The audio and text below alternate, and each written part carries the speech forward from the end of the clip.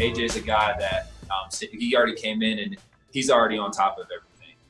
Obviously he had all the OTAs to really go through, the film and really, understand it, study it, work through it. And now we're on walkthroughs and, he's almost, trying to make checks before some of the safeties even make their checks. And so I'm just excited, man. I think AJ's a great addition.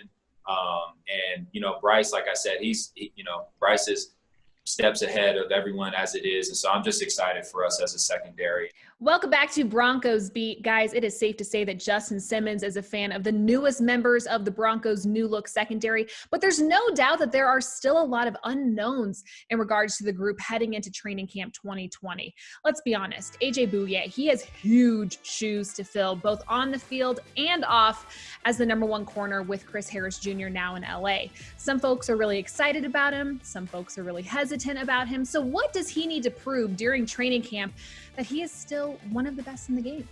That he's picking up that zone dog Vic Fangio defense. It's exactly what he needs to prove, because Bouye last year in only 14 games gave up the most yards of any corner in the NFL, 806. That's not good. And that's where the concern is. Is he a number one or is he number two? Well, he's the Broncos' number one, so play like a number one. And then the Bryce Callahan thing, Leggy, you got to help me out, man. I'm getting more gray hair because I'm thinking about Callahan on the outside, which Vic Fangio said would be a possibility. I like Callahan as a slot for about 10 games, hopefully more, but still, like, Callahan on the outside instead of in the slot, it's all very curious. This cornerback position, safety's rock solid, front seven rock solid. The cornerbacks, a big concern for me. And it should be, frankly. You're talking, and it needs to be better, but they're talking Bouye, and when they signed him, they were like, we think he can be the player he was in 2016. I mean, that's a few seasons ago. And I will remind everyone, when they signed Bryce Callahan, it was Vic Fangio who said, I've always thought he could play on the outside. So this is not a new little idea in their heads. I think they really see that they envision him on the outside and then down in the slot if needed. And like this division, guys can absolutely fly at the receiver position. So play that into it. Exactly. So play that into it. And I agree with you guys. I think this is the most concerning position on the team. And in terms of health, like you guys brought it up, I think it's here in offensive line where I have the most worry if somebody goes down or if another guy goes down after that. Where do things stand at those two positions? I do think you have to play into the fact that Bouye, if you talk to players, has a feel already to mesh with this secondary. He has a relationship with Kareem Jackson in the past. And I do look at it to where Vic Fangio has gone after him in the past. So that shows you that they've always had in their mind, Vic Fangio has thought he can fit into what he wants to do. And it's true, they want him to play like 2016. That's a while ago, but that's how long they've had interest in him, thinking his style of play can fit in with them. And I think Bryce Callahan, having him off the field a year ago, when he's been in this defense for essentially his entire career, that knowledge was missing. Now, if he plays outside and inside, I do think he's better on the inside. I just think having him on the field, period, helps this group that is going into just their second year in Vic Fangio's system. It seems like the number 3 job is the one that's still up for grabs between Devontae Bosby and Michael Ojemudia. What traits does the Broncos' number 3 cornerback need to possess? And do either of those two guys have what it takes to be a starter this season?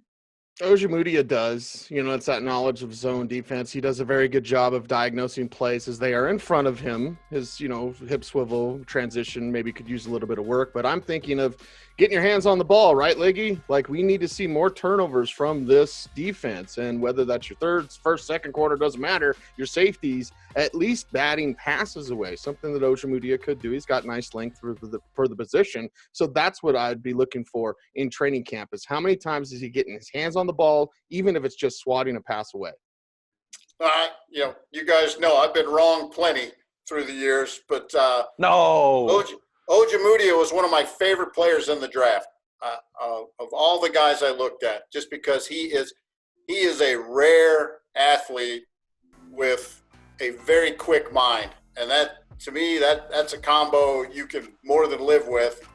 And he is the wild card to me in the secondary. If he's ready to play and contribute, they're going to feel a lot better about their depth. And because if he's your third, you're in good shape. That's a big, physical, smart, fast player.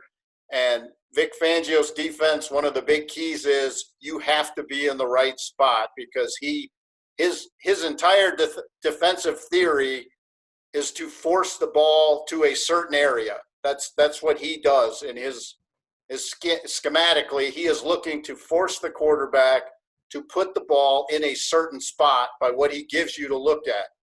And when he's successful at that, players like Ojemudia can really excel because they're smart enough to be in the right spot. So he's the key to me. If he's ready to play as a rookie, by October, you really start seeing him contribute. What Cecil's saying is right. Then you turn the ball over. Then you knock the ball away. Then good things happen. To me, everybody in camp is going to be, when these one-on-one drills happen with the wide receivers going against the corners, everybody's going to be watching Jerry Jeudy, KJ Hamler, Cortland Sutton, all of these guys, how they mesh with Drew Lock. Watching the other guys this time. You should be watching the other guy. And you should be watching Ojemudia going against all of this talent and all of these guys that bring a lot to the table in terms of speed or physicality, and having him go against this variety of players at the wide receiver spot. I'm going to watch him, and I want to see how he holds his own when he knows the ball is coming there, and it's those one-on-one drills where corners are essentially let to hang out and dry, and they just see what they can do. And, man, I want to see what kind of competitiveness he has there and how he uses those traits that Leggy listed.